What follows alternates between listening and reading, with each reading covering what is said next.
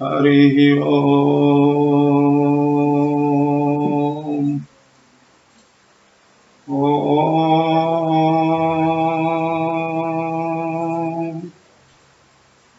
श्रीमन्महागणाधिपतये नमः। श्रीराम शरणं मम।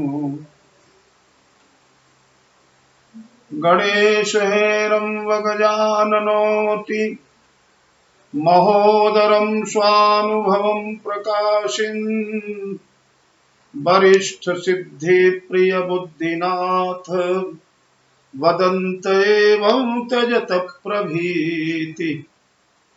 ॐ नमः परमहंसास्वादितचरणकमलचिन्मकरन्दाय भक्तजनमानसनिवासाय श्रीरामभद्राय वन्दे विदेहतनया पदपुण्डरीकम् कैशोरसौरभसमाहृतयोगिचित्तम् हन्तुं त्रितापमनिशं मुनिहंससेव्यं सन्मानिशालिपरिपीत परागपुञ्जम् वीणाधरे विपुलमङ्गलदानशीले भक्त्यार्तिनाशिनि शिवविरञ्चि हरीश वन्दे कीर्तिं प्रदेखिल मनोरथ दे महारहे विद्या प्रदायिनि सरस्वती नौमि नित्यम्। कौशलेन्द्र पदकंज मंजुलौ कोमलावज महेश बंदितौ जानकी कर सरोज लालितौ चिंतकस्य मन भृंग संगिनौ कुंद इंदुधर गौर सुंदरम अंबिकापतिमभीष्ट सिद्धिदम् कारुणिक कलकंज लोचनम नौमि शंकर मनंग मोचनम। प्रभु समरथ सर्वज्ञ शिव सकल कला गुण धाम योग ज्ञान वैराग्य निधि प्रणत कलप तरुणाम। अपने अपने घरन की सब काहू को पीर तुम ही पीर सब घरन की धन्य धन्य रघुवीर। खल दल बन धावा अनल राम श्याम घन मोर रोम रोम में वज्र बल जय के सरिय किशोर। श्री गुरु चरण सरोज रज निज मन मुकुर सुधारी बरनौ रघुवर बिमल जसु जो दायक फलचारी। सियावर रामचंद्र की जय। श्री गुरुवे नमः। श्री सरस्वत्यै नमः। श्री मातृ पितृ चरण कमलेभ्यो नमः। प्रिय मानस प्रेमी महानुभाव, भक्तिमयी वात्सल्यमयी देवियों, फेसबुक के माध्यम से जो लोग इस ज्ञान चर्चा को श्रवण कर रहे हैं, सभी को सादर जय जानकी जीवन। भगवान की आप लोगों पर बड़ी बड़ी कृपा बनी रहे। कोरोना रूपी राक्षस से आप लोग मुक्त रहे। बड़ा भीषण वातावरण है देश का। 50,000 के लगभग हम लोगों की रोगियों की संख्या पहुंच चुकी है और सरकार ने जो आत्मघाती कदम उठा लिया, मदिरालयों को मुक्त करके और ट्रेनों में भर भर करके जो सवारियां निकल रही, इसका परिणाम आज के 8-10 दिन बाद बहुत बुरा हो सकता है। बस तेई राखे रघुवीर जे राखे रघुवीर तेई रूबरे तेई काल। भगवान ही कवच कुंडल बनकर के अपने भक्तों की रक्षा करें। वातावरण बड़ा विषाक्त है, पर गोस्वामी जी ने एक चौपाई लिखा है, सकल विघ्न व्यापई नहीं ते राम सुकृपा बिलोकई जेहि। ठाकुर जी की कृपा हो जाने पर संसार में कुछ भी असंभव नहीं है। सब संभव हो जाता है। और जिस प्रसंग की हम लोग चर्चा कर रहे हैं उसमें आगे आता है व्यापई मानस रोग न भाई। तो मानस रोगी ने किसी प्रकार का भी रोग नहीं व्यापता, जो भगवान के भक्ति के अधीन हो जाते हैं। न मे भक्त प्रणश्यति, भगवान कहते हैं जो मेरा हो जाता है, मेरा शरणागत हो जाता है, शक्रदेव प्रपन्नाय तवास्मीति च याचते अभयम सर्वभूतेभ्यो ददाम्ये तद्व्रतम मम। वाल्मीकि रामायण में भी अध्यात्म रामायण दोनों में ये श्लोक आया है। और मजा की बात है कि आनंद रामायण में भी ये श्लोक आया, तीनों रामायणों में श्लोक रिपीट हुआ। शक्रदेव प्रपन्नाय तवास्मीति च याचते अभयम सर्वभूतेभ्यो ददाम्ये तद्व्रतम मम। जो एक बार कह देता है प्रभु तवास्मी, मैं तुम्हारा, इतने कहने की देर है, बस। अभयम सर्वभूतेभ्यो, समस्त भूतों से मैं उसे अभय कर देता। तो इस दारुण परिस्थिति में ठीक है, मार्ग सोई जाकर जोई बाबा,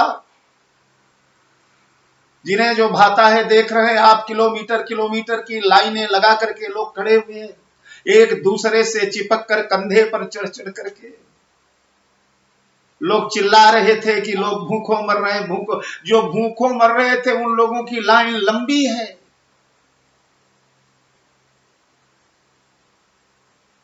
हम तो जहां रहते हैं यही देख रहे हैं, उधर सरकार से जाकर के फ्री वाला अनाज ले आएंगे, दुकान पर बेचेंगे और उसके बाद वही लेकर के पहुंच जाएंगे। तो ठीक है,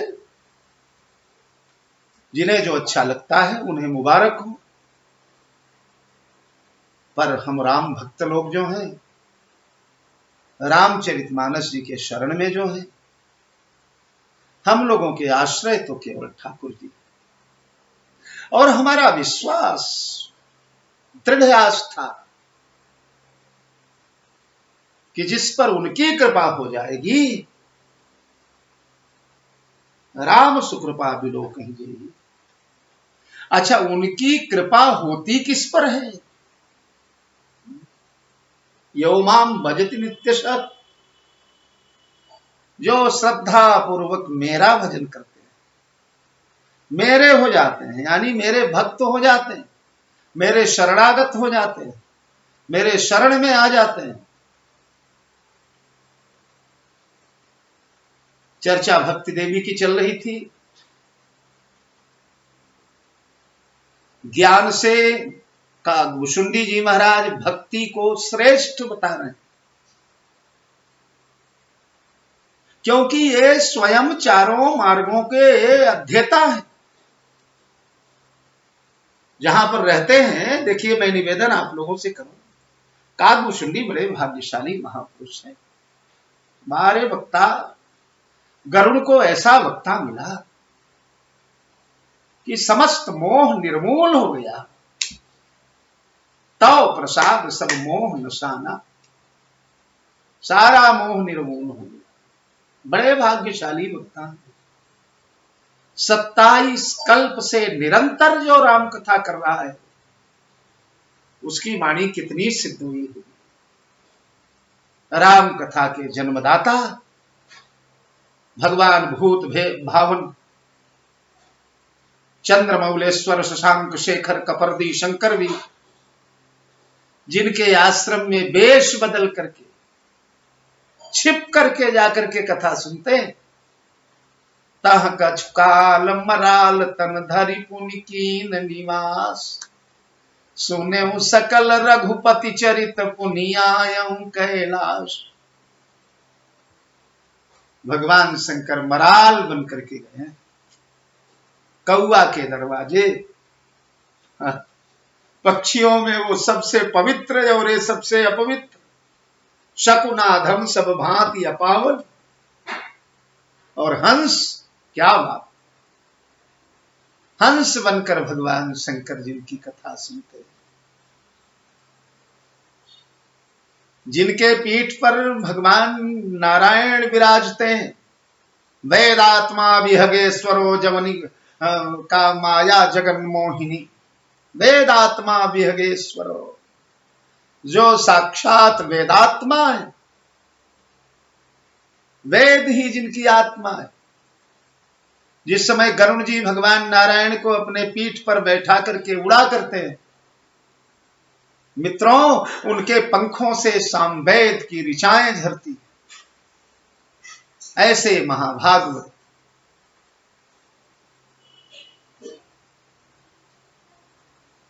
वैकुंठ में जिनका डेरा है, वो श्रोता बनकर बैठे हैं। ज्ञान सिद्धांत को तिरस्कृत करते हुए, तिरस्कृत माने उसके ऊपर भक्ति की प्रबलता बताते हुए, भक्ति देवी के महिमा का विशिष्ट पोषण करते हुए,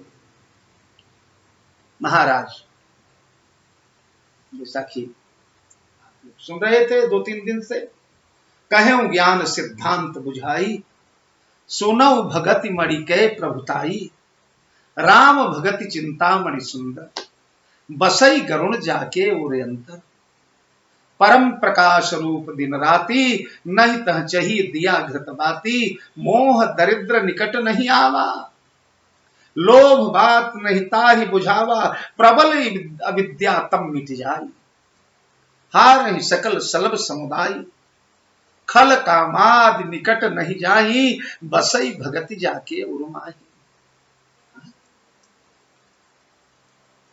भक्ति महारानी जिनके हृदय में बसती हैं, वहां खल कामादि निकट नहीं जाए, कामादि खले अपने आप वहां से दूर भाग जाते हैं। ये भक्ति का गुण है।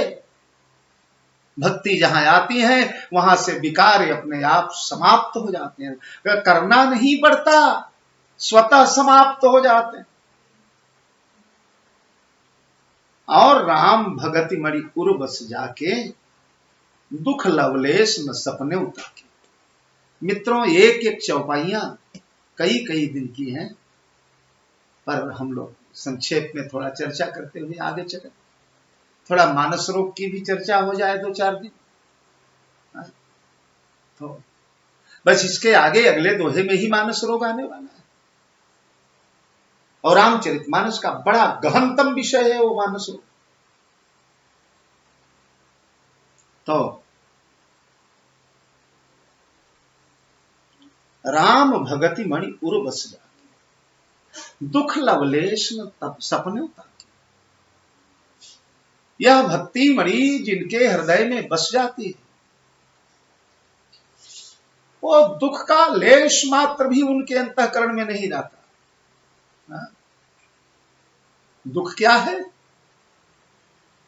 अगले मानस रोग में जब पूछते हैं गरुड़ जी कि महाराज संसार में सबसे बड़ा दुख कवन सुख भारी, सौ संक्षेप ही कहो विचारी, सबसे बड़ा दुख क्या है? तो गरुड़ जी कहते हैं, नहीं दरिद्र सम दुख जग माई, संत मिलन सम सुख कछु नाई। दरिद्र से बड़ा कोई दुख नहीं है संसार, और संत मिलन सम सुख कछु नाहि, संत के दर्शन के समान कोई सुख नहीं है। अच्छा सज्जनों, ये दुख जो है सुख का विलोम है, सुख का विरोधी शब्द है, ठीक है? तो सुख माने संत दर्शन। अगर संत का दर्शन सुख है तो दुख क्या होना चाहिए? हाँ, दुख क्या? संत का दर्शन न होना ही दुख होना चाहिए। सूर्य का होना अगर दिन है तो सूर्य का न होना ही रात्रि होना चाहिए, ये सिद्धांत। तो संत दर्शन अगर दुख है तो संत दर्शन न होना ही, और संत दर्शन अगर सुख है तो संत दर्शन न होना ही संसार का सबसे बड़ा दुख होना चाहिए। तो संत दर्शन न होने का परिणाम क्या होता है? अब यहां देखो, नहीं दरिद्र सम दुख जग माही, तो दरिद्रता की परिभाषा गोस्वामी जी ने इस भक्ति मणि वर्णन में ही किया है कि मोह दरिद्र निकट नहीं आए। मोह ही दरिद्र है। अब मोह कहां है? बोले जहां संत नहीं। जहां संत होते हैं वहां मोह मिट जाता है। मम मोह नसाना नष्टो मोह स्मृतिर लब्ध्वा तत्प्रसादात् मयाच्युत। संत का मिल जाना ही मोह का नाश होना है, और संत का ना मिलना ही मोह का जन्म। तो मोह दरिद्र निकट नहीं। क्यों? बोले मणि है ना, और जहां मणि है वहां दरिद्र कहां है? और ये साधारण मणि नहीं है। साधारण मणि तो महाराज ठीक है, उसमें भी बड़ा वैभव होता है। कल मैंने बताया था, जहां मणि है वहीं अन्न है, वहीं वस्त्र है, वहीं धन है, वहीं औषधि है, वहीं आभूषण है। मणि में सबका मूल्य छिपा हुआ है, सब उसी मणि में बसा करते हैं। तो ये साधारण मणि की जब बात है तो ये तो राम भगति चिंतामणि सुंदर, ये चिंतामणि है। इसलिए ये जहां रहेगी वहां दरिद्र नहीं रहेगा, वहां दुख नहीं रहेगा, वहां अज्ञान नहीं रहेगा, वहां पीड़ा नहीं रहेगी, वहां मृत्यु नहीं रहेगी, वहां दुर्वासना नहीं रहेगी। और अगर है भी तो बदल करके अनुकूल हो जाएगी, दुख सुख हो जाएगा।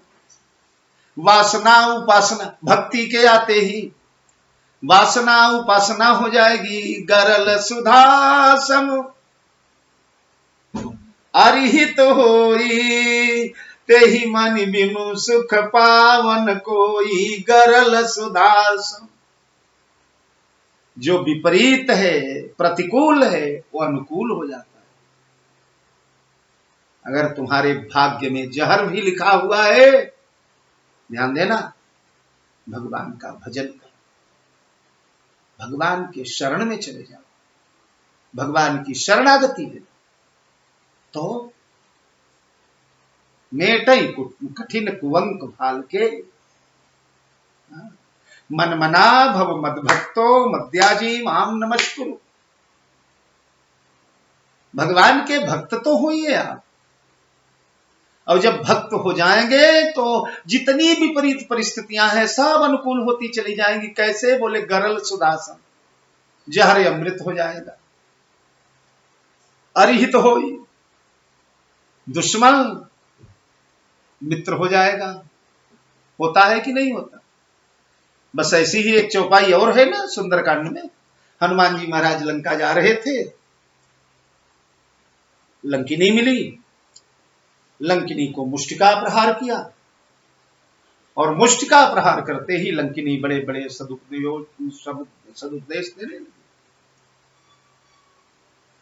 और गरल सुधा रिपु करई मिताई, गोपद सिंधु अनल सितलाई। सब जगताही अनल हुत ताता, जो रघुवीर विमुख सुनु भ्राता।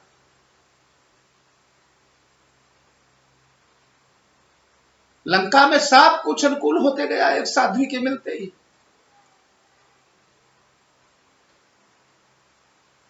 जयंता प्राण जा रहा है जयंता का, लेकिन बस सत्संग मिल गया, साधु मिल गए, शरणागत हो गया, जीवन बच गया। देखो हनुमान जी को सब प्रतिकूल हुए कि नहीं, गरल सुधा से जहर अमृत हो जाता है। जहर अमृत हुआ कि नहीं हनुमान जी? मार्ग में जो त्रिजटा मिली, वो त्रिजटा क्या है? त्रिजटा सुरसा, वो सुरसा जो मिली, वो सुरसा क्या है? बोले सुरसा नाम अहिन की माता, सर्पों की माता है। सर्पों की माता के मुंह में क्या रहता है? जहर रहता है, विष रहता, विष की पिटारी है। पर हनुमान जी बदन पैठ पुनि बाहिर आवा, मागी विदा ताहि सिर नावा। गरल सुधा हुआ कि नहीं? जहर के मुंह में, नाग के मुंह में जाकर कोई निकल आवे, ये सुना है आपने कभी? पर हुआ। गरल सुधा रिपु करई मिताई, गरल सुधा हो गया और रिपु करई मिताई, रिपु मित्र हो गया। लंकिनी रिपु है, शत्रु है हनुमान जी की। विभीषण जी दुश्मन के भाई हैं, लेकिन करई मिताई, सब मित्र हो गए। लंकिनी ने हनुमान का मार्ग प्रशस्त किया, विभीषण जी महाराज ने किशोरी जी का दर्शन करवाया। गोपद सिंधु, तो समुद्र गोपद हुआ, गाय के खुर जैसा हुआ कि नहीं? केशव ने रामचंद्रिका में लिखा, रावण के सामने जब हनुमान जी पहुंचे तो रावण ने गुर्राते हुए, डांटते हुए हनुमान जी से पूछा, रे कपि कौन तू? ए बंदर तू कौन है? रे कपि कौन तू? रेते की भाषा में बोलना शुरू किया। तो हनुमान जी ने कहा, जैसे को तैसा ही चाहिए। वो बोला, रे कपि कौन तू? हनुमान जी ने कहा, यक्ष को घातक, जिसने तेरे बेटे का कचूमर निकाल दिया, खोपड़ा फोड़ दिया अक्ष का, उस अक्षय कुमार का वध करने वाला हूं। रे कपि कौन तू? अक्ष को घातक, दूत बलि रघुनंदन जी को। रघुनंदन राम का दूत हूं। रावण हंसा, बोला, को रघुनंदन रे, को रघुनंदन रे? ए बंदर, ए रघुनंदन कौन है रे? को रघुनंदन रे? हनुमान जी हंसे, बोले, त्रिशिरा खरदूषण भूषण भूको। तीसरा खरदूषण का संहार करके जिन्होंने धरती का भूषण बनाया, जो धरती के भूषण, त्रिशिरा खरदूषण भूषण भूको।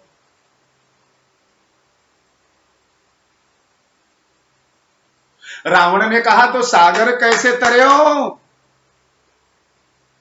इस विराट महावर्णव को, 100 योजन के सागर को कैसे पार हो गया बंदर? सागर कैसे तर्यो? तो हनुमान जी बोले, जिमी गोपद, जैसे लोग गाय का खुर लाग जाते हैं वैसे, तो के ही कारण आयो? हनुमान जी ने कहा, सी चोर ही देख, सीता के चुट्टे को देखने आया कि कैसा है। तो सागर कैसे तरे जिमी गोपद, समुद्र गोपद हुआ। गरल सुधा रिपु करई मिताई, गोपद सिंधु और अनल शीतलाई। अनल में शीतलाई आई कि नहीं आई? जारा नगर निमिषे कमाही, एक विभीषण कर गृह नाही। ताकर दूत अनल जे सिरजा, जरा न सोते ही कारण गिरजा। भगवान भगवती पार्वती कहती हैं, भूत भामा, इस प्रचंड अग्नि ने लंका को जला करके राख कर दिया, सोने की लंका। रावण ने आदेश दिया, मेघों को जल बरसाओ, जल्दी आग बुझाओ। मेघ जब जल बरसाते हैं तो महाराज छन्न छन्न छन्न जैसे जलती हुई आग पर तेल गिर रहा, तेल जैसे बूंदे पड़ने लगी और प्रचंड ज्वालमालाएं। इन सब के बीच में नाचते हुए हनुमान जी जलती हुई ज्वालाओं में कभी कूद कर इधर निकल जाते हैं, कभी उधर निकल, एक पूंछ का बाल नहीं जला, जला न सोते ही कारण गिर जाए। तो गरल सुधासम यरिहित होई, ते ही मन विन सुख पावन को। मित्रों, बिल्कुल ये वज्रलेख है कि सारे प्रयास कर लीजिए, दुनिया के सारे पापड़ बेल लीजिए, पर अगर भगवान की भक्ति हृदय में नहीं है तो सुख नहीं मिलेगा, सुख नहीं मिलेगा। दुनिया के धन जुटा लो, दुनिया की विद्या प्राप्त कर लो, दुनिया की डिग्रियां ले लो, दुनिया का ऐश्वर्य पालो, दुनिया को अपने वशवर्ती कर लो, पर सुख नहीं, सुख का इनसे मतलब नहीं है। सुख बड़ी अलग चीज है। मंदिर कुटिया में बाजे एक तारा, महल खड़ा पछतावे हरि के भगत बिन हरि भगति कहां सुख पावे। बिना भगवान के भक्ति के सुख नहीं, सुख वही है जहां भगवान की भक्ति। तो यह भक्ति जिनके अंतःकरण में आ जाती है गरुण जी, उनके लिए जहर भी अमृत बन जाता है। खैर हनुमान जी तो त्रेता की बात है,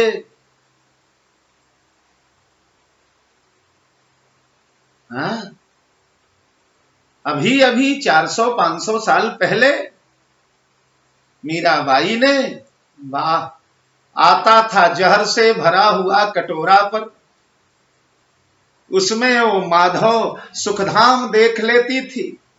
आता था जहर से भरा हुआ कटोरा पर, उसमें वो माधव सुखधाम देख लेती थी। नागों का पिटारा भिजवाया नीच राणा ने, लेकिन वो ललित ललाम देख लेती थी। लाखों हथकंडे अपनाए गए मीरा पर, किंतु वह सुबह और शाम देख लेती थी। और कौन सा ममीरा भला मीरा थी लगाए हुए, कौन सा ममीरा भला मीरा थी लगाए हुए। आंख बंद करके घनश्याम देख लेती थी, आंख बंद करके घनश्याम देख लेती थी।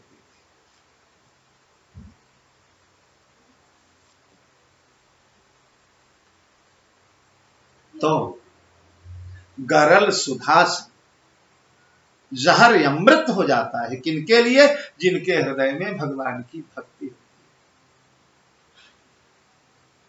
है। एक कथा में प्राय कथा, एक प्रसंग में कथाओं में सुनाया करता हूं। एक महात्मा जी थे, अंग्रेजों का जमाना था। एक मारवाड़ी सेठ जी थे, उन्होंने अपने दुकान के सामने भगवान गोपाल लाल का एक मंदिर बनवा के रखा था। महात्मा जी भ्रमण करते करते करते करते वो मंदिर के द्वार पर आ गए। मंदिर में एक ओसारी बनी है, उसमें चूल्हा चौका लगा है। सेठ जी साधु महात्माओं के बड़े भक्त थे, बड़ा बड़ा बड़ा सत्य घटना है। तो महात्मा जी आए, जय सीताराम, जय सिया राम। बच्चा आके सेठ जी ने प्रणाम किया, गुरुदेव कहां से पधारे, कैसे? बेटा यात्रा में निकला हुआ हूं, प्रसाद पाना है, क्षुधा लगी है, स्नान संध्या पूजन ठाकुर जी गोपाल जी लिया हुआ हूं, गोपाल जी का भोग लगा दूं, प्रसाद पालूं, तब आगे की यात्रा करूं। शेष जी बड़े वैष्णव भक्त धन्य धन्य हो गए। गुरुदेव ठीक है, डेरा रखिए, स्नान कीजिए, मैं सीधा भिजवाता हूं। दुकान किराने की सेठ जी के सामने ही थे। सेठ जी ने सीधा भिजवाया, चावल भिजवाया, दाल भिजवाया, घी भिजवाया, आटा भिजवाया, शाक भाजी भिजवाया। महात्मा जी स्नान करके प्रसाद बनाने लगे भगवान का। उधर सेठ जी अपने घर प्रसाद पाने, 12 बज गए थे मध्याह्न, घर चले गए प्रसाद पाने के लिए। इधर महात्मा जी ने प्रसाद बनाया, लेकिन दाल सब्जी जब बनाने लगे तो सब सामान आया था, सेठ जी नमक भेजना भूल गए थे। महात्मा जी ने कहा नमक तो है नहीं था। दुकान पर सेठ जी का नाती बैठा हुआ था, 10, 11, 12 साल का। उसे दुकान तका करके सेठ जी घर चले गए। ध्यान से सुने सज्जनों, ये भगवान की कृपा है।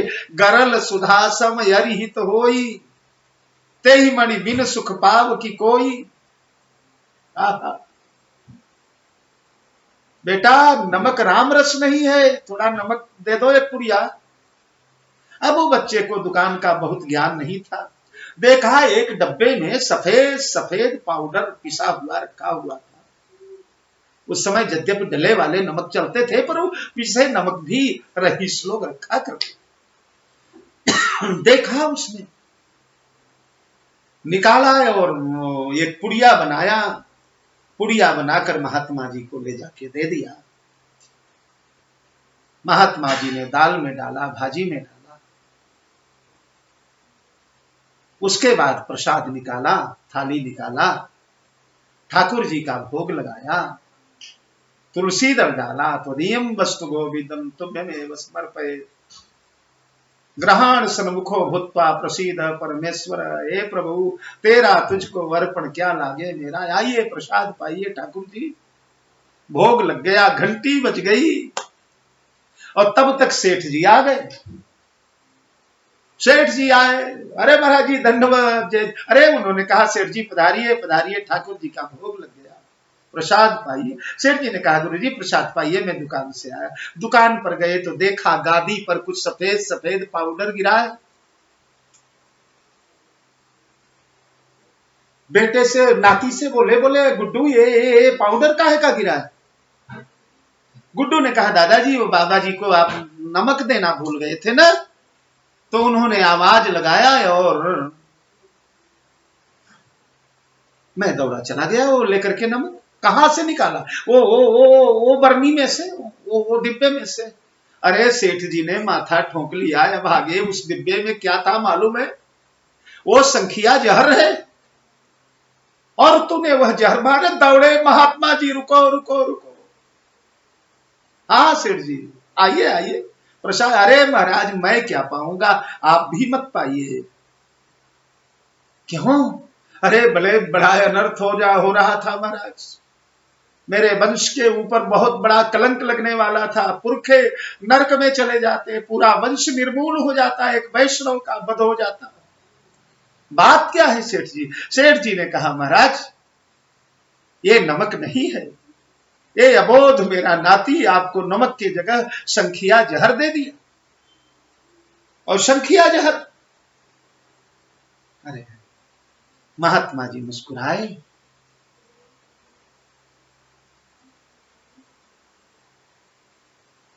महाराज जी भोजन की थाली छोड़िए, फेंकिए मत मत। अरे उन्होंने कहा सेठ जी अब तो गोपाल जी का भोजन भोग लग गया, अब गोपाल जी का प्रसाद मैं कैसे छोड़ूंगा।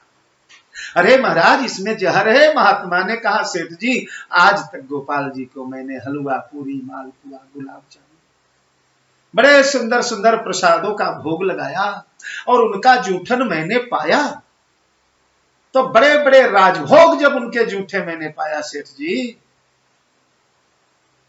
तो आज अगर भूल भाल कर हमारे गोपाल ने जहर का ही भोग लगा दिया तो उनका भोग मैं कैसे लौटाऊंगा। क्षमा करें सेठ जी, ये ठाकुर जी का प्रसाद है, मैं नहीं लौटा पाऊंगा।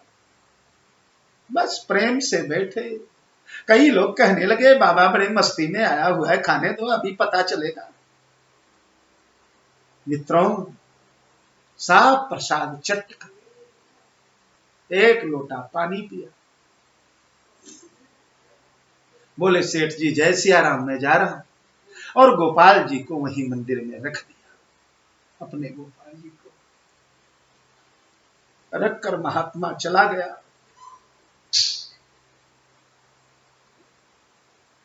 4 बजे पुजारी जी आए, मंदिर में रखे हुए गोपाल जी को देखा तो गोपाल जी का चेहरा नीला पड़ गया था और फट गए, फाटे गोपाल बन गए। तो कहने का तात्पर्य ये भक्ति देवी की महिमा है। जिनके हृदय में भक्ति आ जाती है उनके लिए गरल सुधा हो जाता है और अधिहित हो दुश्मन भी मित्र हो जाता है। दुश्मन भी मित्र हो जाता है। मुनिगण निकट विहंग मृग जाही, बाधक बधिक बिलो की पराही। बड़े बड़े जंगलों में महात्माओं का सिंह, बड़े बड़े व्याघ्र और सिंह चरण चाटा करते थे।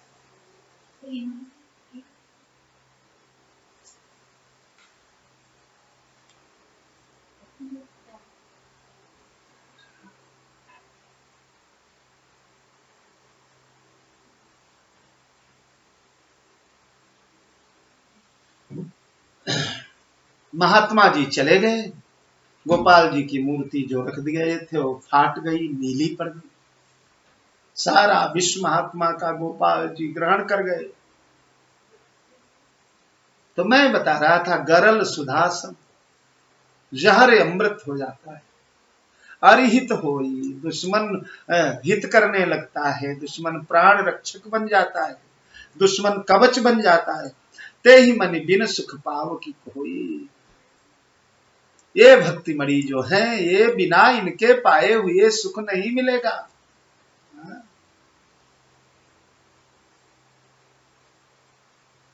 रंक कहे धनवान सुखी, धनवान कहे सुख राजा कुमारी, राजा कहे चक्रवर्ती सुखी, चक्रवर्ती कहे सुख इंद्र कुमारी, इंद्र कहे जग ब्रह्मा सुखी, और ब्रह्मा कहे सुख विष्णु कुमारी। है दुखिया सब ही जग में, सुखिया एक जो हरि भक्ति संवारी।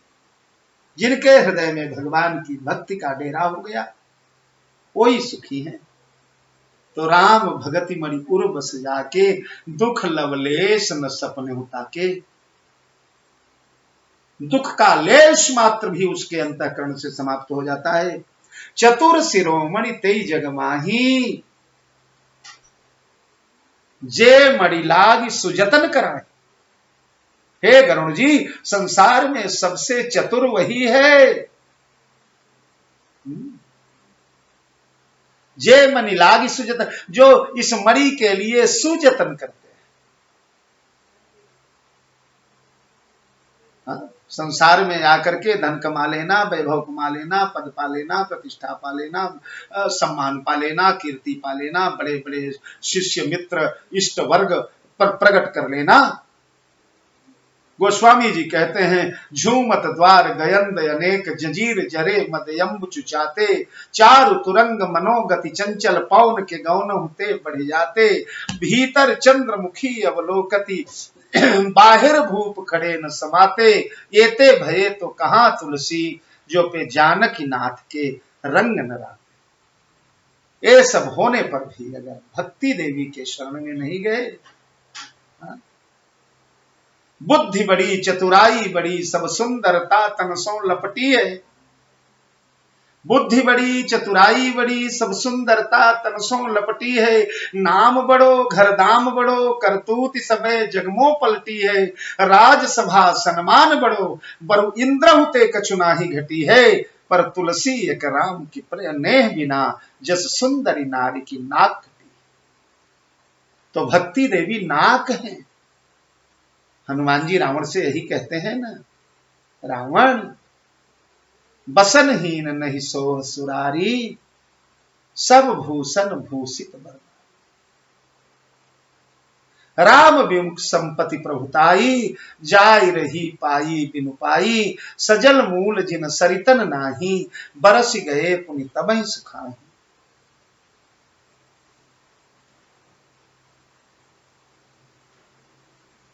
भक्ति देवी श्रृंगार है, भक्ति देवी आवरण है, भक्ति देवी वस्त्र है। बिना भक्ति के मानव के अंतस के दुखों का निर्मूल नहीं हुआ करता। वो बड़ा चतुर है।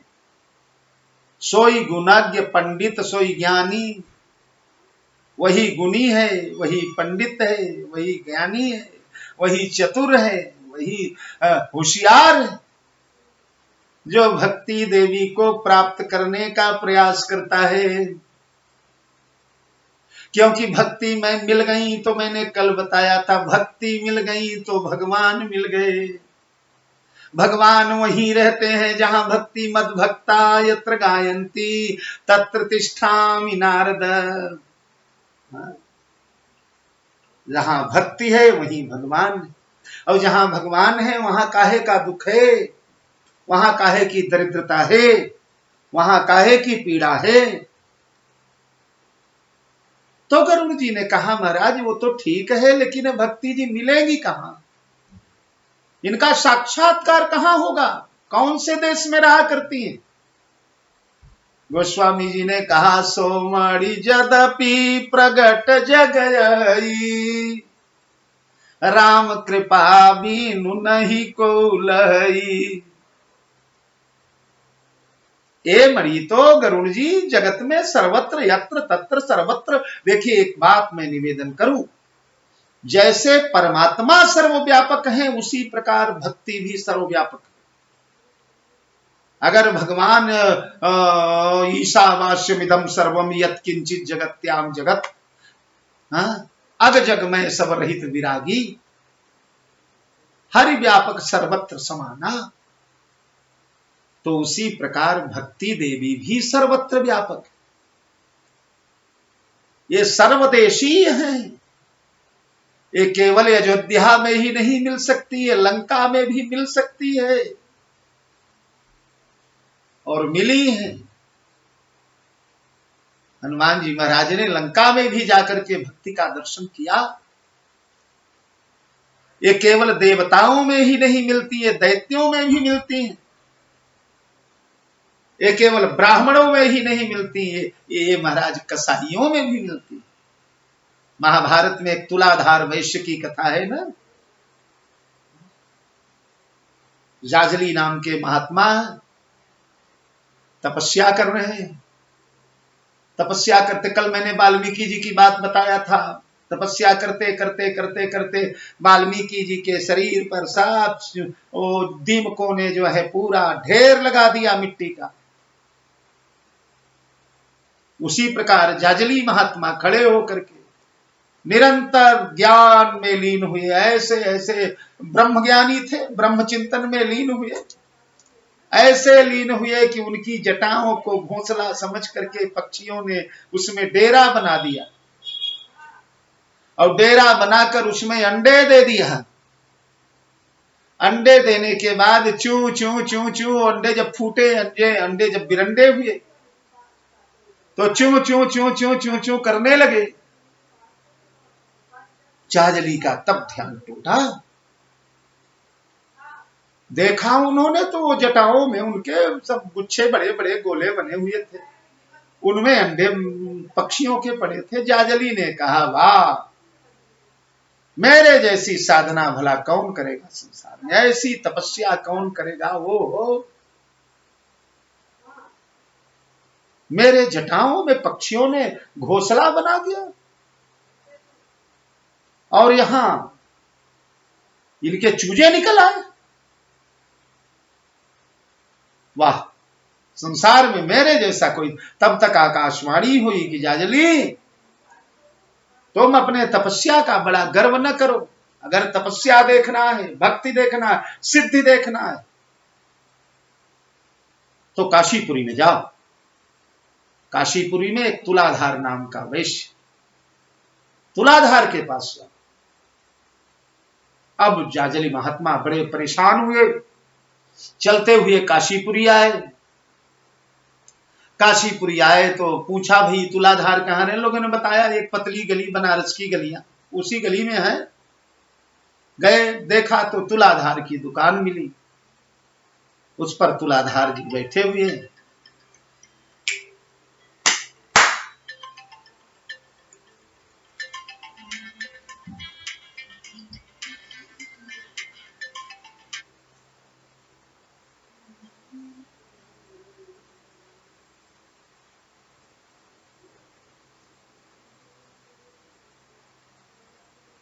तुलाधार बैठे हुए हैं। उस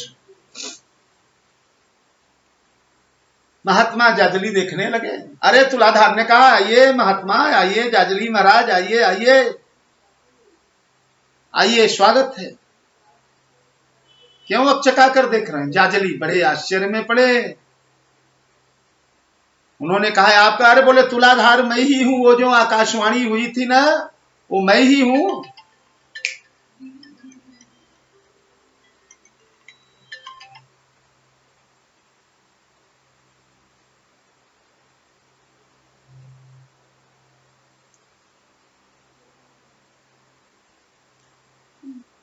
मैं ही हूं। वो जो चिड़ियों का घोंसला आपने अपने जटा में बनवा करके अपने को तपस्वी समझा, तो आपको मेरे पास ही भेजा है देवताओं ने। तो बड़े आश्चर्य में पढ़कर जाजली ने कहा, तुलाधार जी, ये बताइए आप कौन सी तपस्या करते हैं, कौन सी साधना करते हैं? तुलाधार ने कहा, मैं कोई साधना नहीं करता, मैं बस इतना ही करता हूं कि सामने वाला जो आता है उसमें परमात्मा का दर्शन करता हूं। और मुझे लगता है कि भगवान मेरे पास आए हैं सौदा खरीदने, और मैं बता देता हूं कि भैया ये भाव मैंने खरीदा था, वहां से लाया, इतना मजूरी लगी, दिन भर बैठा हूं, 2 रोटी के लिए इतना काट कर मैं आपको दे रहा हूं, ये लीजिए, और बस मैं सौदा दे देता। यही मेरी साधना है, यही मेरी तपस्या है। तो भक्ति कोई वेश बनाना नहीं है, भक्ति कोई तिलक लगाना और मालाएं पहनना नहीं है। कल वो लक्ष्मी जी हैं, तो जबलपुर की, उन्होंने एक दोहा इसी प्रवचन के लिए मेरे लिखे, कामी क्रोधी लालची इनसे भगति न होई, भगति करे कोई सूरमा। तो वह भक्ति झोपड़ी में भी रह करके हो सकती है, वो भक्ति किसी सदन कसाई के द्वारा भी हो सकती है, वो भक्ति तुलाधार वैश्य के द्वारा भी हो सकती है, वो भक्ति गणिका के द्वारा भी हो सकती है। तो यह भक्ति जिसे मिल जाती है, सारे रोग दोष सब दरिद्रता सब दूर हो जाए। और सोमणि जदपि प्रगट जगह है, सब जगह प्रगट है, पर राम कृपा बिनु नहीं को लही, राम कृपा के बिना जीव नहीं।